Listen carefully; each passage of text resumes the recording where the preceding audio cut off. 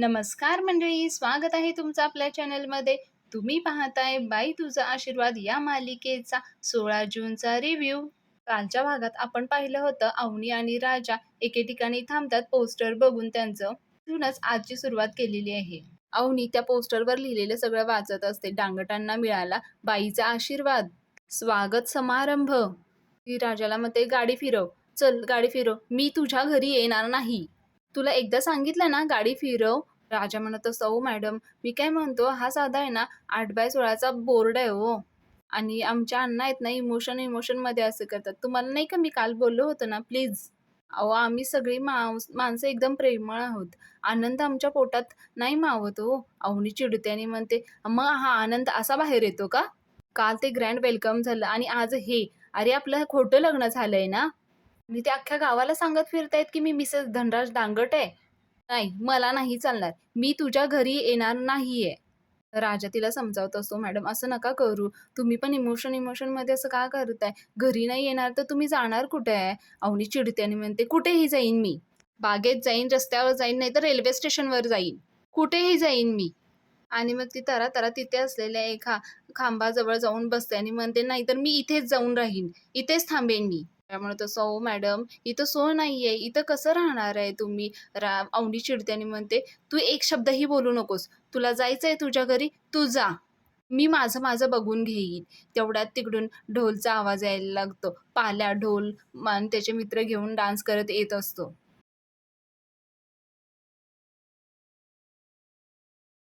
पाल्या फुल जोशात असतो. तो डान्स करून येत असतो.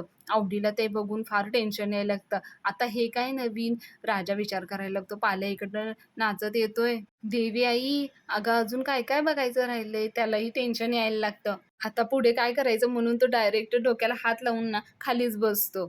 इकडे पाण्यात ढोल वाजवणाऱ्यावरून पैसे उतरून किंवा त्या पोस्टरवरून फोटो उतरून ते पैसे देत असतो. अवनी बघते तर राजा खाली बसलेला असतो. मग राजा उभारतो आणि अवनीला म्हणतो, "अहो मलाच नाही माहिती हो, मी काय सांगणार तुम्हाला?" अवनी चिडते आणि म्हणते, "सांग ना आता, इमोशन भसकन बाहेर येतात म्हणून." इकडे पाल्या अवनी आणि राजाजवळ येतो आणि राजाला चटकन मिठी मारतो आणि म्हणतो, "काय भाई, आपल्या नाशिकच्या आशिकचा नादच करायचा नाही." आपल्या राजानं सगळा गाजावाजाच करून टाकलाय. आणि मग पुढे तो म्हणतो, "अरे तुम्ही इकडं काय करून राहिलाय?" राजा म्हणतो, "तो बॅनर बघितला ना म्हणून थांबलो." पाल्या म्हणतो, "वहिनी, आवडला का बॅनर तुम्हाला?" "हो, आपल्या अण्णांनी बनवला. एक नंबर काम केलंय ना." "अरे चला ना घरी." "अरे आपल्याकडे वेळ नाही. अख्ख्या गावाला निमंत्रण देऊन टकलंय अण्णांनी. चला लवकर." सॉरी, राजाला आणि अवनीला अजून जास्तच टेन्शन यायला लागतं. तर त्यांना म्हणाला, "अहो चला, तो त्यांना गडबड करायला लागतो. "अहो चला, लवकर चला. वहिनी चला. अरे राजा चल." तो ना त्यांना दोघांनाही बोलण्यासाठी किंवा काही विचार करण्यासाठी वेळच देत नाही. तो त्यांना जास्तच गडबड करायला लागतो. त्यामुळे ते त्याच्या मागे येतात. आल्या खूप आग्रह करत असतो. त्यामुळं अवनी देखील त्याच्या आग्रहाखातर म्हणजे नाईलाजच असतो तिचा, त्यामुळे ती गाडीत बसते. अवनी खूप चिडलेली असते. पाल्या त्यांना वेळच देत असतो. पाल्या म्हणतो, "चला."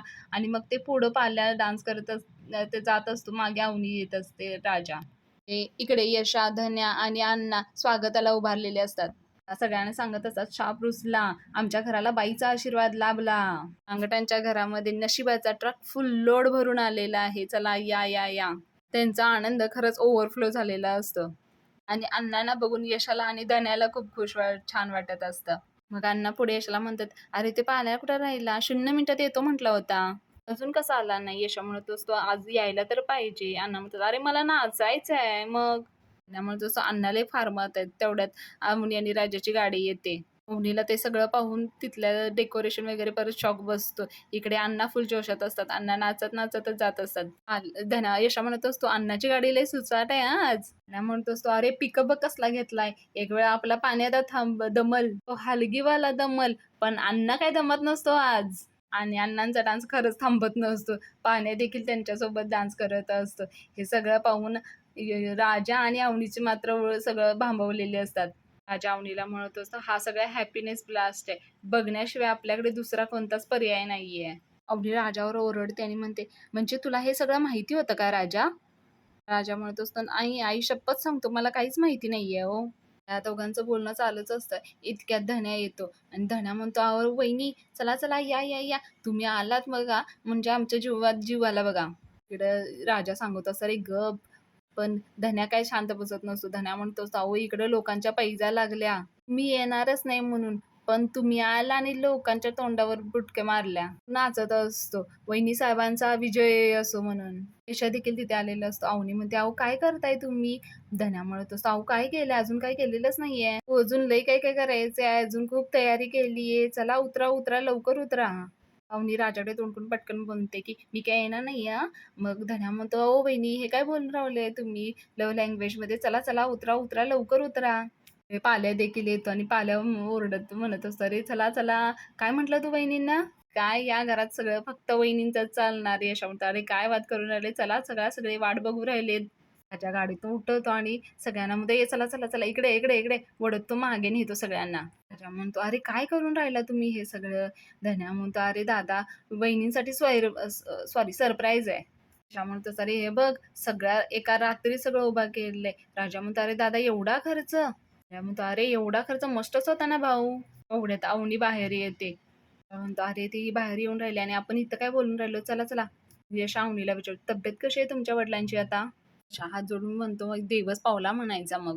देवी आईला नवस बोललोय. तुमच्या वडिलांची तब्येत बरी झाली ना, की तुम्हाला आणि राजाला घेऊन जोडीनं दर्शनाला येऊ म्हणून. चला ना." सगळे खोळंबलेत तिकडं. अवनी रागाने राजाकडे बघत असते. राजाकडे काही पर्याय नसतो. राजा म्हणतो असं, "चला." अवनी खूप चिडलेली असते, पण तिच्याकडे ऑप्शन नसतो. काहीच बोलता येत नसतं. मग ते जातात. अवनी आणि राजा आतमध्ये येत असतात. तेवढ्यात अण्णा म्हणतात सगळ्यांना, "थांबा रे थांबा. शाप हारला, आशीर्वाद जिंकला. अरे धोंडीराज बाजाची डांग त्याच्या घरी लक्ष्मी आली. वाजवा रे वाजवा." असं म्हणून परत ते नाचायला लागतात. पुढे अवनी आणि राजा घरात जातात. राजा अवनीला म्हणत असतो, "ऐका ना."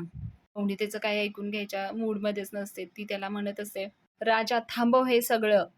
राजा म्हणतो असतो, "अहो मी कसं थांबवू हे?" अवनी चिडते आणि म्हणते, "कसं म्हणजे काय कसं? काहीही कर, पण थांबव हे सगळं." राजा म्हणत असतो, "थोडा वेळ द्या मला."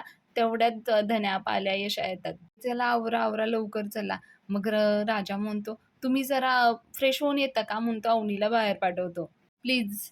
मग अवनी जाते. इकडे राजा दरवाजा लावून घेत असतो. तेवढ्यात धन्या मागे येतो आणि म्हणतो, "वहिनी तुम्ही लवकर या बरं का. म्हणजे काय झालंय, लय वेळ माणसं थांबली आहेत हो." तर म्हणतो राजा, "तर तू सांग लवकर यायला." मग राजा चिडतो आणि म्हणतो, "ए गप आहे, गप थांब." सगळे एकदम शांत होतात आणि राजाकडे बघायला लागतात. "काय झालं एवढं?" असं म्हणून. राजा म्हणतो, "अरे राजा काय झालंय?" राजा म्हणतो, "अरे काय केलंय तुम्ही? सरप्राईज प्रेझेंट असते रे, पण हे धक्का आहे आमच्यासाठी." हे तिघं पण आश्चर्याने राजाकडे बघत असतात. राजा म्हणतो, "त्यापेक्षा ना मला कळसुबाईच्या कडेवरून धक्का दिला असतात ना, ते परवडलं असतं मला." पुढे पाल्या म्हणतो, "अरे यशोदा काय बोलून राहिला हा? हा मला एरवी निगेटिव्ह, निगेटिव्ह म्हणत असतो आणि हा स्वतःच निगेटिव्ह झालाय." राजा म्हणतो, "डोकं नावाची गोष्ट असते आणि ती वापरायची असते. हे साफ विसरलाय का तुम्ही?"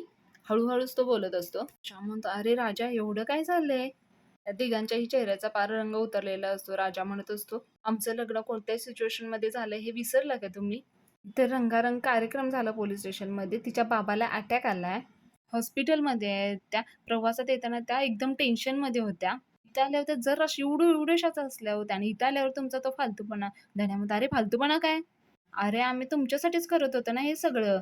यशा म्हणतो, "अरे सूनबाई आली आहे आपल्या घरात. इतक्या वर्षाने आपल्या घराला बाईचा आशीर्वाद लाभलाय. छोटी गोष्ट नाहीये ही, मोठी गोष्ट आहे आपल्यासाठी ही. वाटलं ह्या आनंदात सगळ्यांना सामील करून घ्यावं." जे आपल्या सगळ्यांना बोलले ना त्यांची तोंड बंद करायची होती. राजा म्हणतो, "बरोबर आहे, बरोबर आहे.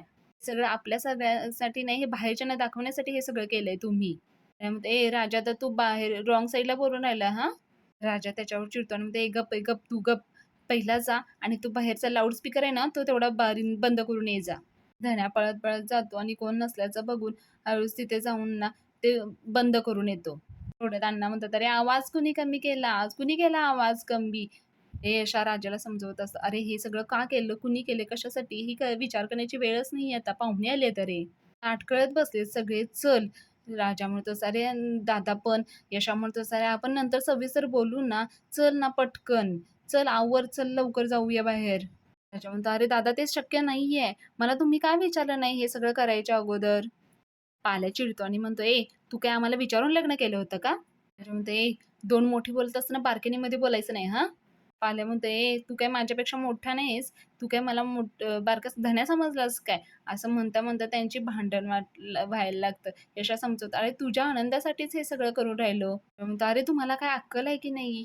तर बाल्या फारच चिडतो आणि म्हणतो, "अरे, तू काय यशादाची अक्कल काढून राहिला काय? अरे, तुझं लग्न झालं म्हणून काय मोठा तीर मारला काय तू? शहाणा समजतो काय तू?"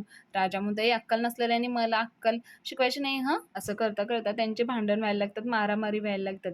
तेवढ्यात अण्णा येतात आणि अण्णा बाहेरून ते बघायला लागतात. इकडे यांची पडून मारामारी चालू असते. यश आणि धन्या सोडवायचा प्रयत्न करत असतात. मग अण्णा बाहेर येतात आणि दरवाजा लावून घेतात आणि ते निघून जातात. इकडे यांची भांडण काय संपतच नसतात. तेवढ्यात अवनी देखील बाहेर येते. अवनी हे पाहून शॉक होते आणि अवनी बघतच उभारते. अवनी आल्याचं पटकन कोणाला समजत नाही, पण ते त्यांच्या भांडणात, मारामारीतच असतात. धन्याला समजतं. धन्या पटकन उठून बाजूला येऊन उभा राहायला लागतो आणि म्हणतो, "अरे वहिनी, बघतायत, गप्प बसा ना!" असं तो त्यांच्यावर ओरडतो. आणि मग ते एकदम शांत होतात. राजा तसाच पडलेला असतो, तो बघत असतो अवनीकडे. ते बघून अवनीला शॉक होतात. मग धन्या हात जोडतो आणि म्हणतो, "सॉरी." तो रडतच असतो आणि तसाच तो निघून जातो. राजा अवनीला समजावायला जात असतो, पण अवनी त्याच्या तोंडावर आपटते आणि आतमध्ये गेलेली असते ती. इकडे पाल्या देखील रागाने निघून जातो. राजा यशाला सॉरी म्हणायला जातो. यशा देखील तिथून निघून जातो. इकडे सुलक्षणा आणि दत्ताची रिसेप्शनला जाण्याची तयारी सुरू असते. सुलक्षणा म्हणत असते, "अरे झालं की नाही तुझं? यायच्या वर टाईम लागतो तुला तर." दत्ता म्हणतात, "जरा पावडर लावत होतो." सुलक्षणा म्हणते, "जरा कशाला? अख्खा पावडरचा डब्बा रिकामा कर." आणि हसत असते. ती म्हणत असते, "मोठ्या भावाच्या घरी सून आली स्वागत कसं जोरदार झालं पाहिजे ना." दत्ता म्हणतो, "म्हणजे काय? घरचं कार्य आहे ना." मी ह्यांचं बोलणं ऐकत असते. सुलक्षणा म्हणत असते, "सख्खा भाऊ आणि सख्खी बहीण आली नाही की धोंड्याला वाईट वाटायचं. स्वतःच्या हातानं लाडू खाऊ घालून निमंत्रण देऊन गेलाय नाही का?" नवी म्हणत असते, "हे काय ऐकून राहिली मी? मम्मी आणि मामा स्वागत करायचं बोलून राहिले. सपान तर नाही ना हे?" नमीला आहे ना हे खरंच वाटत नसते. हे सपान तर नाही ना असंच तिला वाटत असतं. मग ती परत स्वतःचा चिमटा काढते आणि म्हणते, "नाही, नाही, खरंच आहे हे. मम्मी एवढी एकदम कशी काय बदलली? आणि मामाला एवढी बुद्धी कधीपासून आली?" जाऊ दे ना तिकडं. चांगलंय, चांगलंय. देवा, हेच होऊ दे. सगळे चांगले येऊ देत रिसेप्शनला. मूड चांगला आहे वाटतं. विचारूनच घेते, असं म्हणून ती तिच्या आईकडे जाते. सुलक्षणाला म्हणते, "मम्मी, तू कसलीस? अगं नक्षत्रासारखी दिसायला लागली तू." रक्षणा म्हणते, "आहेस तुझी आई देखणी." दत्ता म्हणतो, "आणि तिचा भाऊ एकदम रुबाबदार." रक्षणा म्हणते, "मी हो, हो नाही करणार बरं दत्ता दादा." दत्ता म्हणते, "अगं करायचं, खोटं-खोटं करायचं." सुलक्षणा म्हणते, "आत्ता?" दत्ता म्हणतो, "अरे मी नाही का केलं तुझ्यासाठी?" सुलक्षणा म्हणते, "अरे म्हणजे तू खोटं-खोटं कौतुक केलं का माझ्यासाठी?" नम्मीला म्हणते ती, "जाऊ दे, ती नाहीये का देखणी? नाहीये का सांग बरं?" म्हणते, "अगं जाऊ दे, मी घालते एक छान साडी. का नवा ड्रेस घालू?" सुलक्षणा म्हणते, "कशाला?" मग नम्मी म्हणते, "अगं कशाला म्हणजे राजाचं रिसेप्शन आहे ना." सुलक्षणा म्हणते, "नाही, काही गरज नाहीये." नम्मी म्हणते, "अगं असं का करतेस? आता तर तू म्हणालीस ना आपल्या घरचं कार्य कार्य आहे म्हणून." सुलक्षणा म्हणते, "तुला तुझ्या मामाचा अपमान सहन होणार आहे का?" नम्मी म्हणते, "अपमान? मामाचा का बरं अपमान होणार आहे?" सुलक्षणा म्हणते, "अगं तिची सोडून गेलेली सून आहे ना, परत येत नसती घरात." नम्मी म्हणते, "अये मम्मी, काय पण काय बोलून राहिली गं तू?" तर आपण म्हणत असतो, "नाही, खरं बोलतीये ती." सुलक्षणा पुढे म्हणते, "माझं खेटर पण गेलं नसतं त्याच्या कार्यक्रमाला. त्याचं आणि त्याच्या पोरांचं अपमानित झालेलं थोबाड मला इकडं बसून कसं बघायला मिळेल? म्हणून चाललोय आम्ही तिकडं." आता म्हणतो, "असं रिक्षा लावून अवतान दिलंय त्यानं गावाला. एवढा मोठा घाट घातलाय, माजत फिरतोय. आता बघ त्याचा कसा माज उतरवतो ते. सगळ्या लोकांसमोर त्याला माफी मागावी लागणार आहे." रक्षणा म्हणत असते, "तू माफी मागणार आणि आम्ही दात काढून हसणार." नमीला फार वाईट वाटत असते. सुलक्षणा पुढे म्हणत असते, "मा शापाला कावळीनीचा शाप म्हणतोय हा. मौबलून बोलून माझ्या शापाची आठवण करून देणार त्याला." म्हणजे तुमच्यासारखे बहीण भाऊ असतील ना तर दुश्मनाची काही गरजच नाहीये कोणाला. आता म्हणतो, "ए काय म्हणायला लागली का तू?" नमी म्हणते, "बरं जाऊ दे. मी मी जाऊन साडी बदलून येते." रक्षणा म्हणते, "ए कुठं चालली तू तुरू-तुरू? गपचूप घरात बसायचं."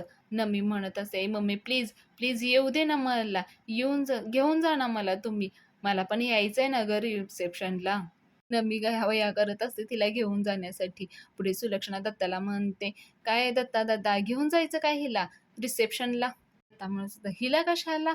नमी म्हणते, "ए दत्ता मामा असं का करतोय? चला ना मला घेऊन रिसेप्शनला."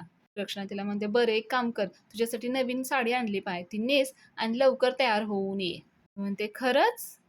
मी आलेच हां, मी लगेच येते. मी 2च मिनिटात येते. मला चला नका सोडून नका जाऊ हां." असं म्हणून ना मी गडबडीने आत जात असते कपडे बदलण्यासाठी. ती गेली आतमध्ये, की सुलक्षणा जाते आणि दरवाजा उघडून घेते. ते नमीला कोंडून जायला निघतात. नमी इकडे आतून ओरडत असते, "अगं मम्मी दार उघड, दार उघड." सुलक्षणा आणि दत्ता निघून जातात. इकडे धन्या बाहेर येऊन रडत बसलेला असतो विहिरीजवळ.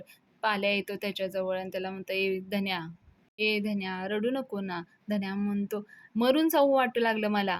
स्वतःचीच लाज वाटू राहिलीये." आल्या म्हणतो, "अरे लाज आम्हा दोघांना वाटली पाहिजे. कायला त्रास करून घेतो?" धन्या म्हणतो, "अरे कायला त्रास करून घेऊ? तुम्ही माझे भाऊ आहेत ना, याचा त्रास होऊन राहिला. त्या यशोदाकडे बघून मला लाज वाटू लागली. अरे आत्ता आली आहे ना वहिनी आपल्याकडे. तिला आल्या-आल्या आपण काय दाखवतोय? तिचा नवरा आणि दीर एकमेकांच्या उरावर बसून भांडण करतायत. काय वाटत असेल तिला ह्या सगळ्याचा विचार करून मला त्रास होऊ राहिला." आल्या धन्याजवळ जाऊन त्याला समजवण्याचा प्रयत्न करत असतो. "ए धन्या, अरे धन्या, तुला काय वाटतं मला काहीच त्रास होऊन नाही राहिला का? तुम्हा सगळ्यांपेक्षा जास्त त्रास मला होऊन राहिलाय. मला आहे ना कळलं नाही वहिनी घरात आहे. मी नेहमीप्रमाणे राजाच्या अंगावर गेलो. मला आहे ना मला साधा बेसिक सेन्स नाही आला. की घरात साधं नवीन माणूस आलं की घरची सेटिंग बदलते, परिस्थिती बदलते. ते सगळं सांभाळायची जबाबदारी आपली आहे. नाही कळालं मला. मी चक्रम आहे." तो स्वतःलाच मध्ये असतो. आणि म्हणत असते, "अरे नाही रे असं करायचं." ती काय तिला काय वाटलं असेल? ती कशी विचार करत असेल? लग्न करून घरी आली का हे बघायला आली का? तुम्ही वेडे आहे काय रे? पाल्या म्हणत्या, "अरे त्यात राजाची पण काहीतरी चूक आहे ना? बघितलंस ना?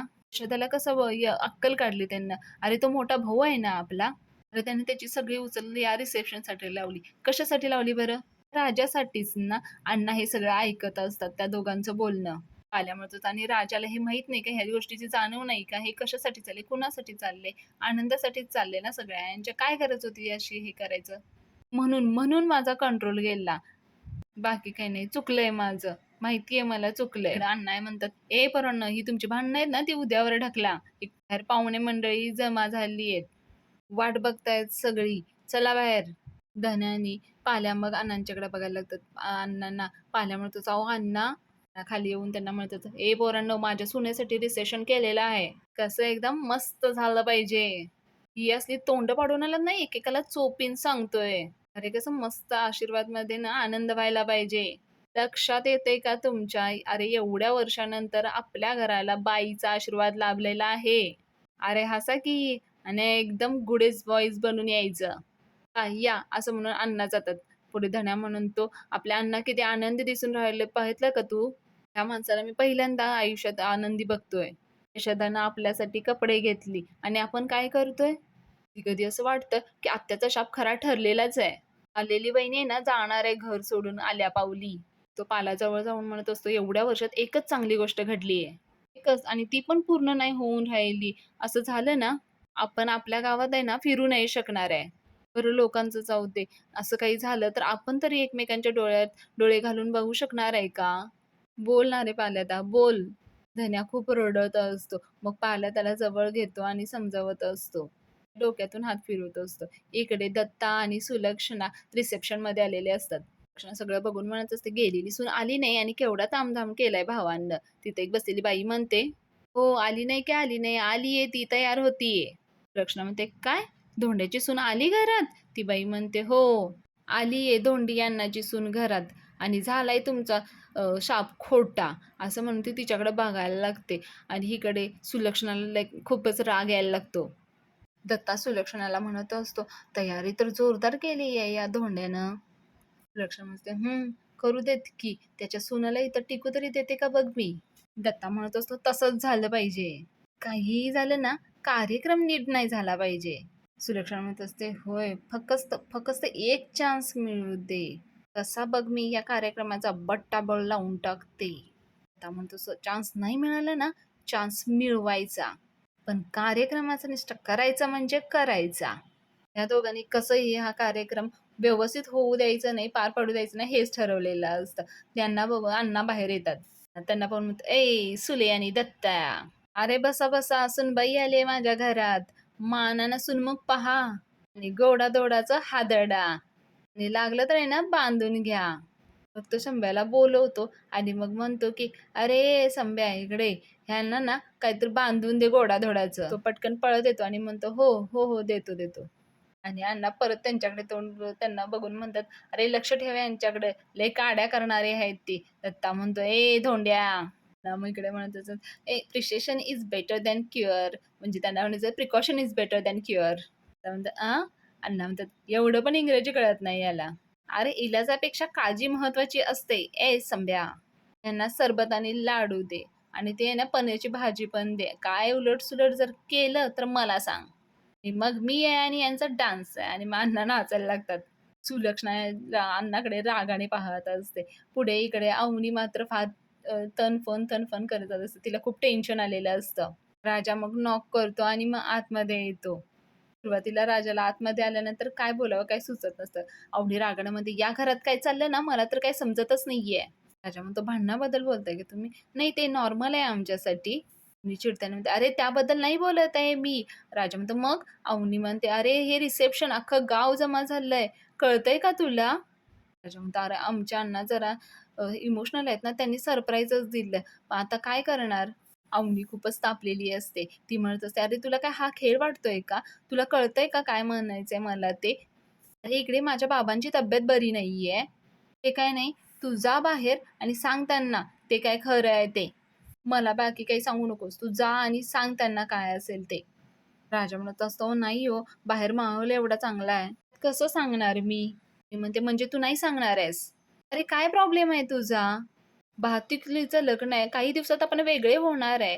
अरे आयुष्यभर आपण काय नवरा-बायको म्हणून राहायचंय का?" मग राजाकडे मान डोलवत होय म्हणत असंही नाही म्हणत असं. मुनी म्हणते, "अरे काय विचारतीये मी?" ती त्याच्यावर ओरडते. मग राजा म्हणतो, "नाही, मला मान्य आहे तुम्ही काय म्हणताय ते. पण नाही, यावेळी नाही."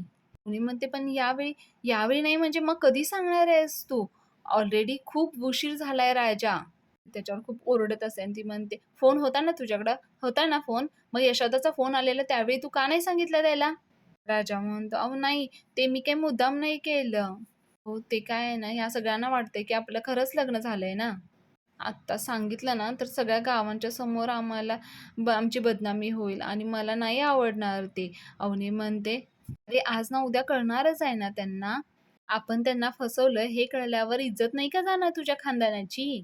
"अरे राजा ऐक माझं. जा आत्ताच्या आत्ता आणि सांग त्यांना खरं काय आहे ते."